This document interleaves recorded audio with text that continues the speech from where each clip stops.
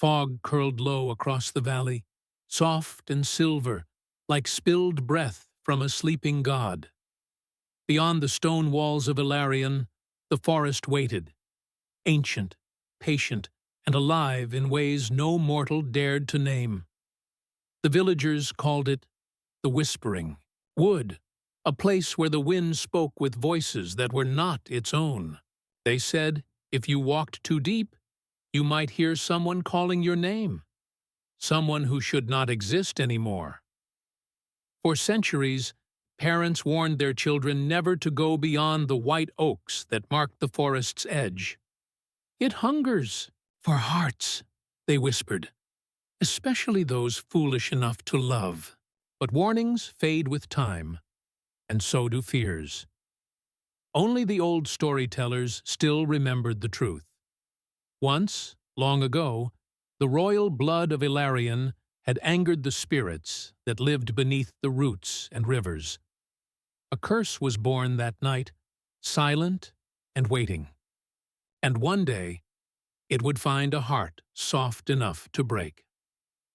The tale begins not with the forest itself, but with a voice, calm, trembling, and filled with sorrow. Our prince thought love could conquer death, the voice says. He was wrong. No one remembers who first spoke those words. Some say it was a monk recording history. Others claim it was a mother's lament, whispered over an empty throne. But every version begins the same way, with the forest, the fog, and the sound of something weeping beyond sight. On moonless nights, travelers swear they still hear it. A woman's cry carried by the wind, soft and broken. The air turns cold when she calls. Horses shiver. Torches flicker out. And the bravest among them swear that if you follow that sound, the forest will open its arms to you and never let you go. That is where our story begins, with a prince whose heart longed for something real in a world of gold and glass. A boy who mistook sorrow for beauty and whispers for love. The kingdom remembers him not as a ruler, but as a warning. And as the mist thickens, swallowing the stars, the tale of Prince Oren of Elarion begins, the prince who fell in love with a spirit and paid the price. The kingdom of Elarion was a land of light, marble towers, golden domes, and streets that gleamed under the morning sun. To its people, it was a realm of prosperity and peace. But inside the palace, behind silk curtains and jeweled halls, lived a prince who felt none of it. Prince Oren was everything a kingdom could hope for. Handsome, noble, kind. His smile was the sort that artists painted in temples, his voice calm and steady like the rivers that fed their land. The people adored him. His mother, the queen, saw in him the hope of their line. And yet, when Oren looked into his own reflection, he saw only a stranger, a man drowning in his own crown. He had grown up surrounded by courtiers who bowed but never spoke the truth, and friends who saw him not as Oren, but as the heir. Every day felt scripted. Lessons, ceremonies, polite laughter. It was a perfect life built on emptiness. At night, he would climb to the highest balcony of the palace and stare at the distant forest beyond the fields. The fog there glowed faintly, under the moonlight, whispering like it remembered his name. He often wondered what lay inside those shadows. Freedom, perhaps. Or danger. He didn't care which. Both were better than this quiet cage. The queen noticed the change in him. The long silences at dinner, the way his eyes drifted toward the horizon. "You carry a heavy heart, my son," she said softly one night. But he only smiled and told her he was fine. Princes weren't supposed to feel lost. Still, the unease grew. On the eve of his coronation, when the palace glowed with candles and laughter, Auron slipped away to the quiet of his chambers. He felt restless, as if something unseen was calling him from far beyond the castle walls. Exhausted, he lay down, and that was when the dream came. He found himself standing in the forest, though he did not remember walking there. The air was cold and silver. Mist coiled around his feet like living threads, and in the distance he heard a sound, soft at first, then clearer, weeping. Through the fog, a figure appeared, a woman, pale as moonlight, her hair drifting like water. She looked lost, broken, and yet unbearably beautiful. When she raised her head, her eyes met his, gray and endless, filled with sorrow deeper than words. "Help me," she whispered. "Please." He tried to reach her, but the mist thickened, pulling her away. The harder he ran, the farther she drifted, until she faded like breath on glass. Auron woke with a gasp. His heart pounded, his hands trembling. The dream clung to him. The sound of her voice, the look in her eyes. It felt real. That night, he couldn't sleep again. He stood at the balcony, staring toward the forest. The moon hung low, bright and cold, as if waiting for him. A soft wind brushed his face, carrying with it a faint echo. A whisper, almost like her voice. Something inside him broke free. Before dawn, Auron dressed in plain clothes and left the palace quietly, his crown left behind on the table.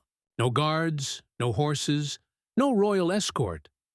Just a lantern and the pull of the forest that had haunted his dreams. The kingdom slept as he crossed the fields, the mist rising to greet him like an old friend. And though he didn't yet know it, every step he took toward that forest was a step away from the life he had been born into, and toward the one that would cost him everything. School. The forest waited for him.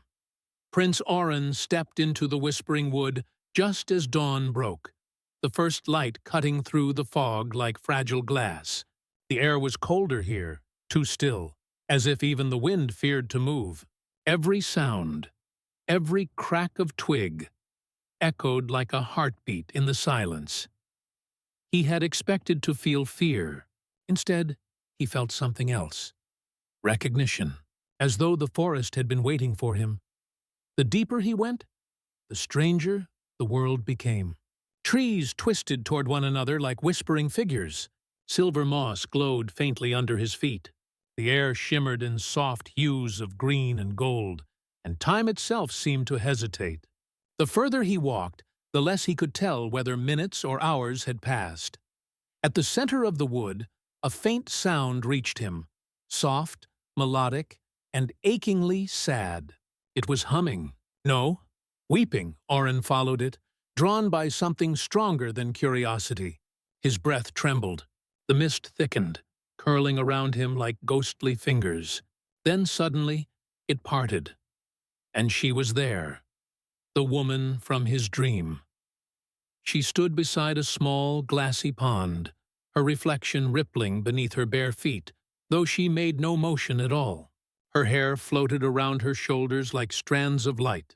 Her skin was pale, almost translucent, and her eyes, gray and deep, shimmered with both sorrow and wonder. For a long moment, neither spoke.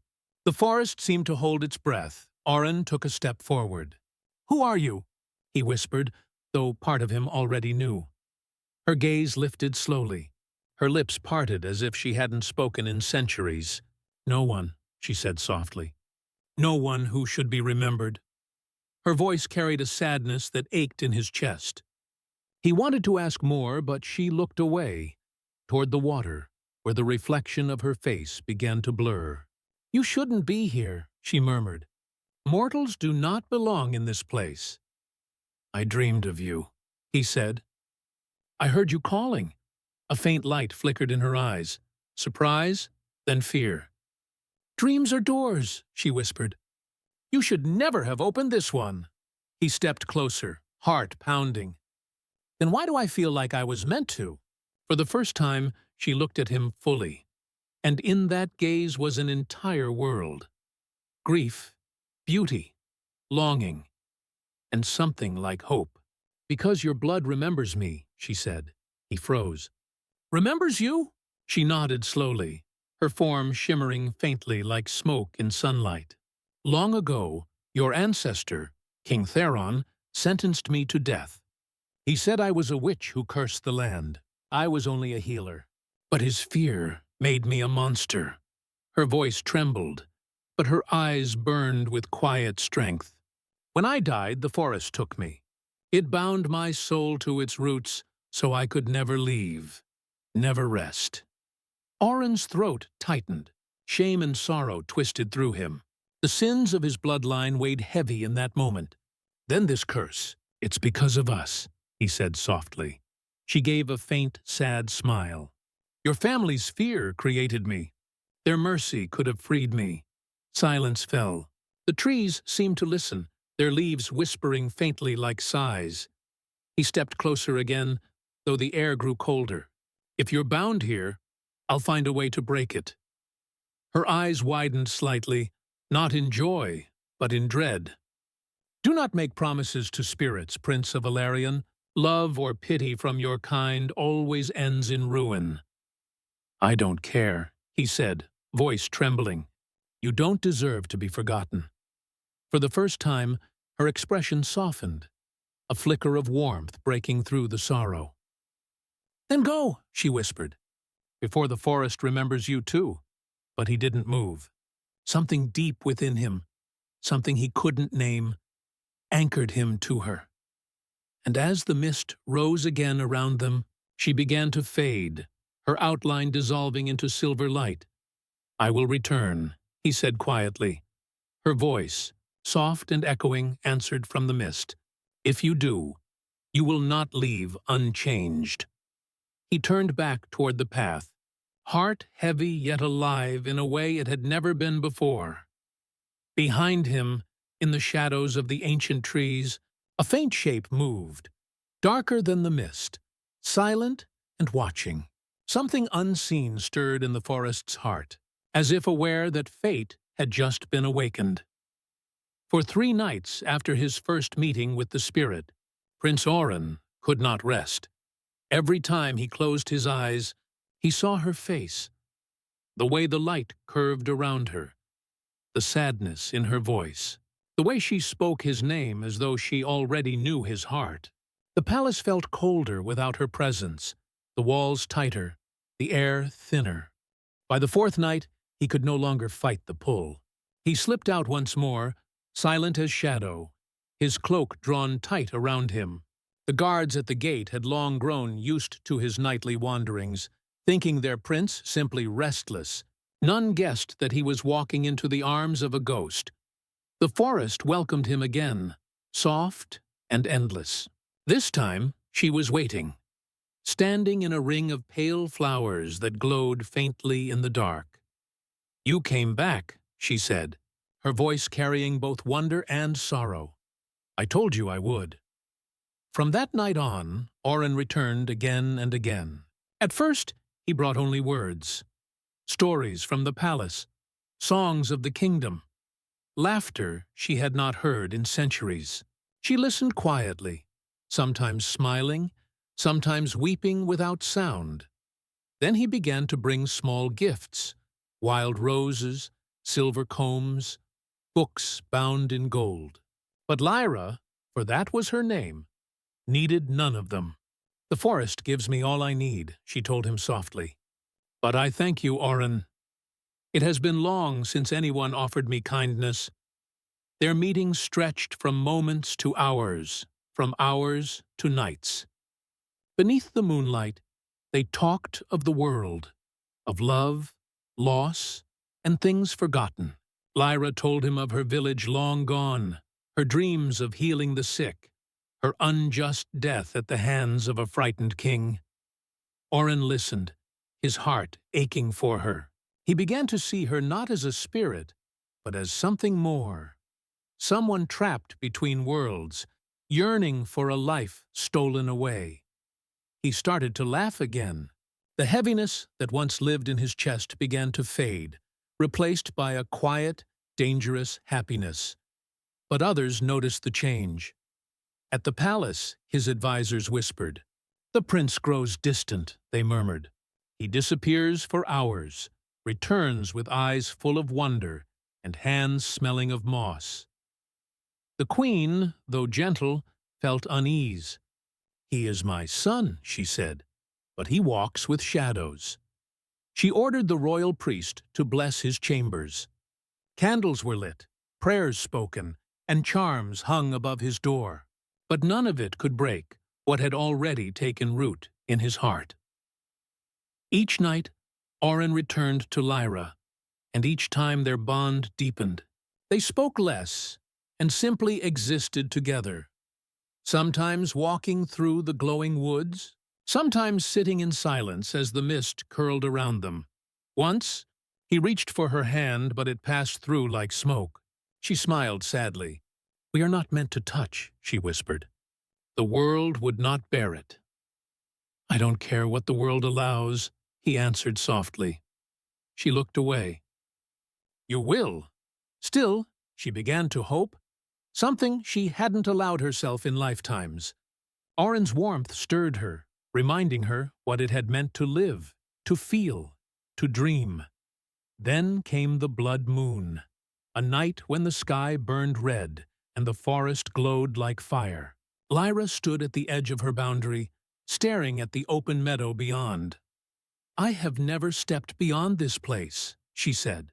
"The forest binds me here, but tonight the veil thins." Oren held out his hand, his eyes bright with both fear and love. "Then let me take you home." For a moment she hesitated. The wind howled through the trees, carrying voices. Faint, warning. But the look in his eyes broke her resolve. Slowly, she stepped forward. The moment her foot crossed the boundary, the world changed. The air trembled. The trees groaned as if in pain. The pond that once reflected moonlight turned black. Lyra gasped, her form flickering, her light dimming. "No," she whispered, clutching her chest. "I wasn't meant to leave." Oren caught her, though his arms felt cold where she touched him. The forest's glow vanished, replaced by a creeping darkness. From the distance, thunder rolled, though no storm had formed. The spirits that slept beneath the soil stirred, their whispers rising in a chorus of grief. "What's happening?" he asked, voice shaking. Lyra looked at him with tearful eyes. "The veil is breaking. The forest dies because of me. Because of us." He shook his head. "Then I'll fix it. Whatever it takes." But deep within the forest, something darker was awakening. A shadow older than either of them, feeding on the bond that had crossed the boundary between life and death. That night, the wind turned cold and carried with it the cries of both the living and the dead. The forest of Elarion would never be the same again. The storm began 3 nights after the blood moon. At first, it was only the wind, wild, restless, and cold. Then came the rain, pounding the palace roofs like fists from the heavens. The skies turned black for days, and the rivers swelled until the farmlands flooded. The people whispered that the gods were angry. In the throne room of Elarion, the queen paced before the great windows, her heart heavy with dread. Her son had not been seen in a week. The guards she sent to find him returned pale and shaken. They spoke of a dying forest and lights that moved like souls. Desperate, she turned to the oracle, a blind old woman who lived beneath the temple. The air in the chamber smelled of incense and rain. "Tell me where my son has gone," the queen begged. The oracle's cloudy eyes lifted. "He has gone where mortals must not tread," she said. "He walks with the dead and calls it love." The queen's breath caught. "Then save him," the oracle shook her head. He has broken the boundary between worlds. For love of a spirit, he has stolen life from death, and the price must be paid. Outside the palace walls, the curse began to spread. The forest, once alive with green and gold, grew sickly and gray. The air grew heavy, thick with the scent of rot. Flowers wilted where Lyra walked. The grass curled to ash beneath her feet. Each time Oren touched her, her form shimmered weaker, her light dimmer. And yet he refused to let her go. They met by the blackened pond, the same place where they had first found each other. The water now reflected only darkness. Lyra stood at its edge, trembling. "Oren," she whispered, her voice thin as wind, "the forest is dying because of me. Because I crossed the veil." "No," he said firmly. "Because I pulled you through. I won't lose you now." She reached for his face, her hand passing through him like mist. "You don't understand. Every moment I stay, the world withers. You must let me go." He shook his head. "You were wrong, Lyra. Love can heal anything, even death." Her eyes filled with sorrow. "That is what killed me the first time." But Oren would not listen. His heart had chosen, and his faith in their love was stronger than his fear. He spent his days tending to her fading light, and his nights praying to the gods who no longer answered. Meanwhile, the kingdom began to crumble. The rivers turned black. The crops failed. Children were born weak, their breath shallow. The people gathered at the palace gates, crying out for their prince, believing only he could save them. But their savior was hidden in the woods, clinging to a dying spirit. When the oracle came again to the queen, her message was worse than before. "The balance is broken," she said. "The curse that began centuries ago now demands its end. Only a royal life, freely given, can restore the boundary." The queen's knees buckled. "My son." "Yes," the oracle said softly. "He is the key. As his ancestors' blood cursed the forest, his must redeem it." The queen wept, but there was no choice left. The kingdom would not survive another season. She sent her knights to the forest, not to capture him, but to beg him to return. They found him kneeling beside Lyra, his hands covered in soil and tears. Around them, the trees had turned black and lifeless. The sky above was a deep red, pulsing like a wound. "Your Majesty," one knight said through his tears, "the queen calls for you. The oracle has spoken. You must choose, the spirit or the living world." Oren rose slowly. His face was pale, his eyes hollow. "There is no choice," he said quietly. "Without her, there is no world worth saving." Lyra looked at him in horror. "Don't say that," she whispered. "If you love me, you must let me fade. This curse is not your fault to carry." But even as she spoke, her body began to flicker, fading in and out like a dying flame. The forest groaned around them, the roots splitting, the ground trembling. The air filled with ghostly light, hundreds of spirits rising from the soil, whispering in voices neither living nor dead. Oren turned to them, desperate. "Tell me what to do." From their chorus came one voice, deep, sorrowful, and final. "Love is not meant to bridge the grave. To heal her, you must return what your blood once stole." The meaning struck him like a blade. The oracle had been right. The only offering that could end the curse was him. Lyra's tears glimmered as her form grew faint. "Oren, please. You can't give your life for mine." He took her fading hands, even though he could no longer feel them. "I already did, the moment I found you." The forest wailed, a sound that split the sky. The curse had reached its breaking point, and somewhere deep within, fate waited for the prince to decide. Love or duty, heart or crown, life or redemption. The forest was dying. The air hung thick with ash and sorrow. the ground splitting open like the skin of a wounded beast. Every tree seemed to scream, bending inward as if in pain. The pond had turned to black glass, reflecting only shadow. In the middle of that ruin stood Prince Oren, holding the fading shape of Lyra in his trembling arms. Her light pulsed faintly against the darkness, as though the forest itself was trying to pull her back where she belonged. She was growing fainter by the moment, her outline breaking apart into strands of silver mist. "It's too late," she whispered, her voice barely a breath. "The curse has already taken hold. You must go before it claims you too." But Oren's voice was steady, though his eyes were wet. "I will not leave you again." "You don't understand," she pleaded.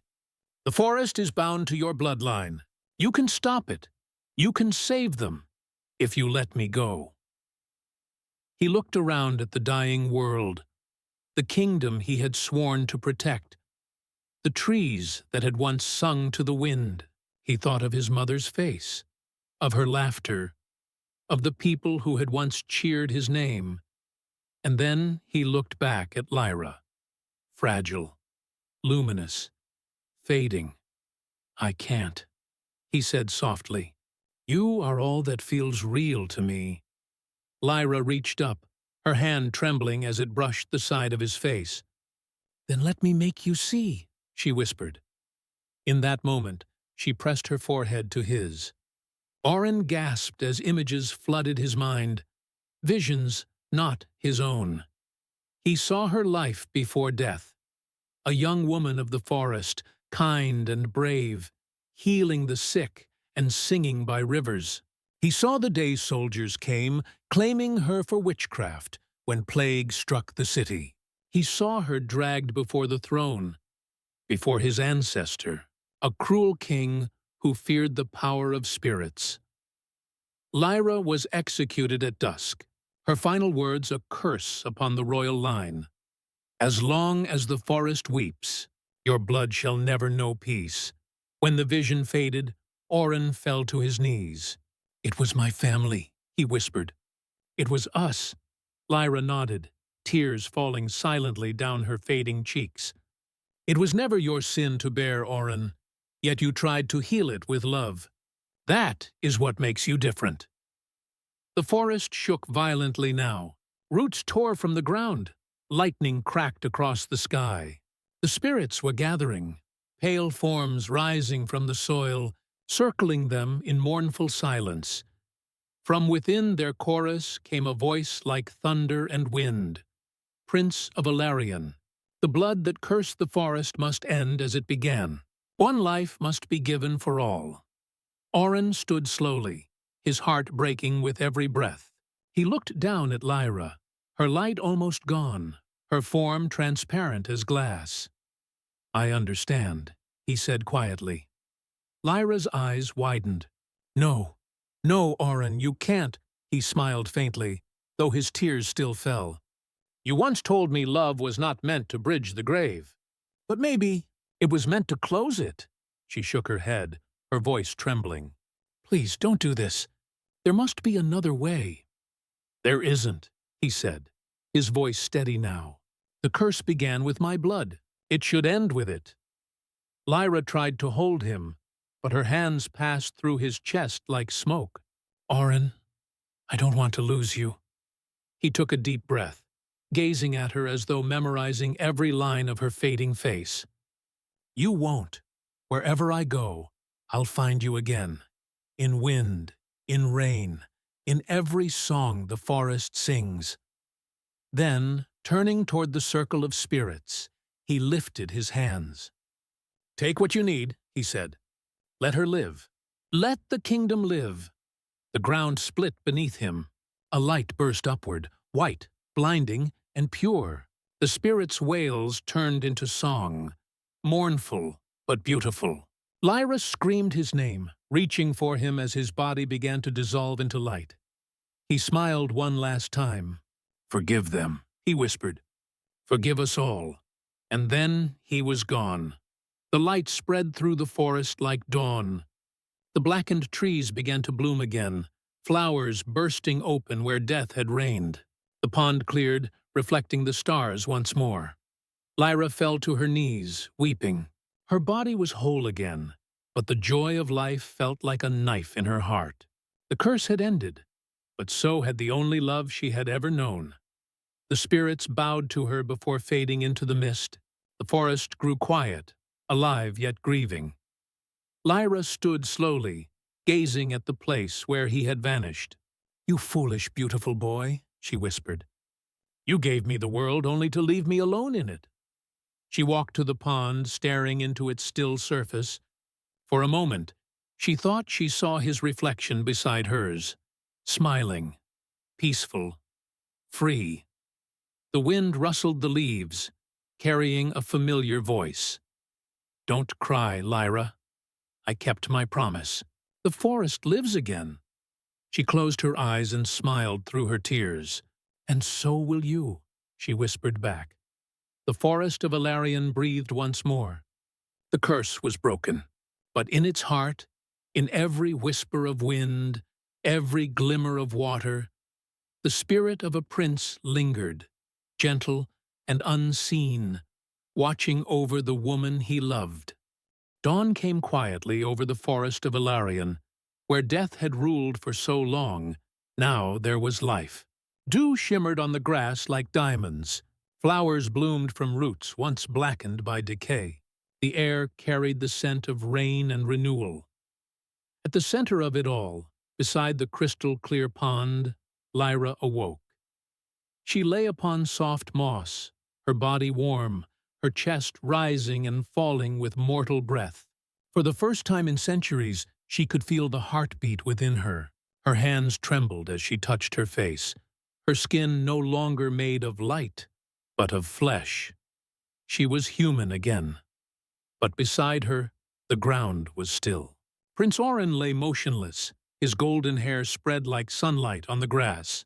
His eyes were closed, his face peaceful, as though he had merely fallen asleep. Lyra's joy turned to grief. She fell to her knees beside him, her tears spilling freely. "You kept your word," she whispered, brushing the hair from his face. "You gave everything to bring life back, even yours." Her sobs echoed through the trees. The forest seemed to answer her, the wind sighing softly, the leaves whispering his name.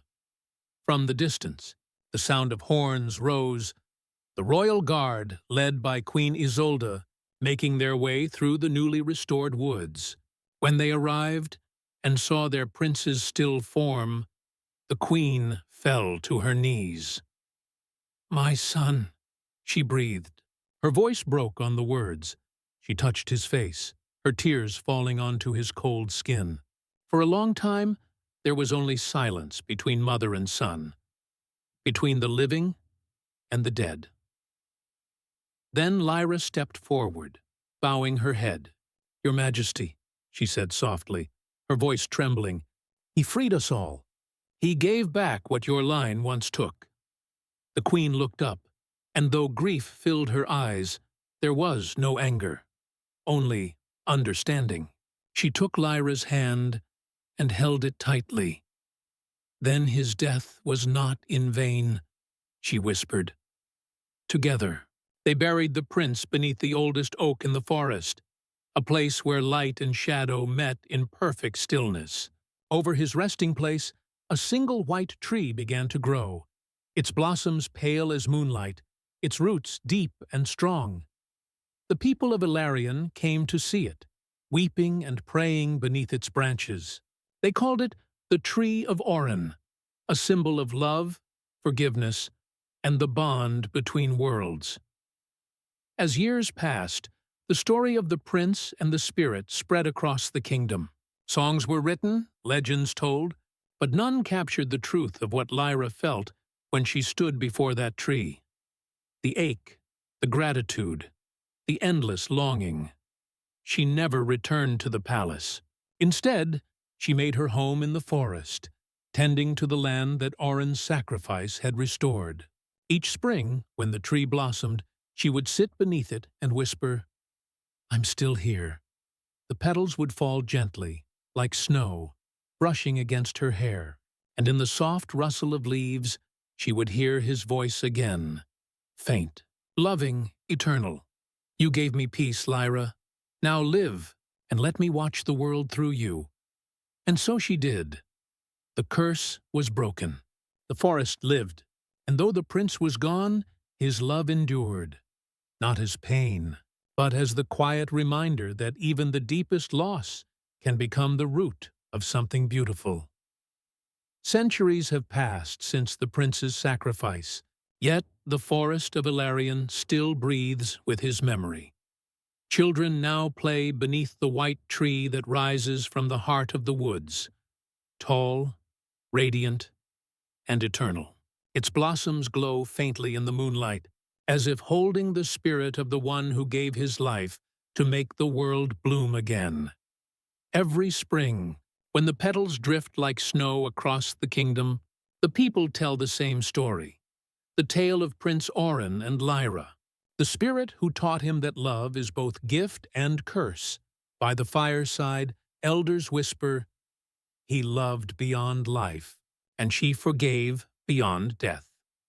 And the children listen, wide-eyed, to the warning that always follows, that no mortal should seek to love what lies beyond the veil. Yet in their hearts they all secretly hope that love could be that powerful, that pure.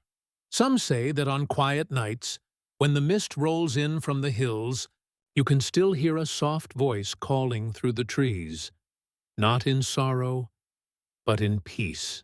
The voice of a prince who once defied the laws of heaven for love. Others claim that a woman still walks the forest paths, her hair silver as frost, her eyes filled with quiet light. She tends to the flowers that grow around the white tree, humming to the wind as if she speaks to someone unseen.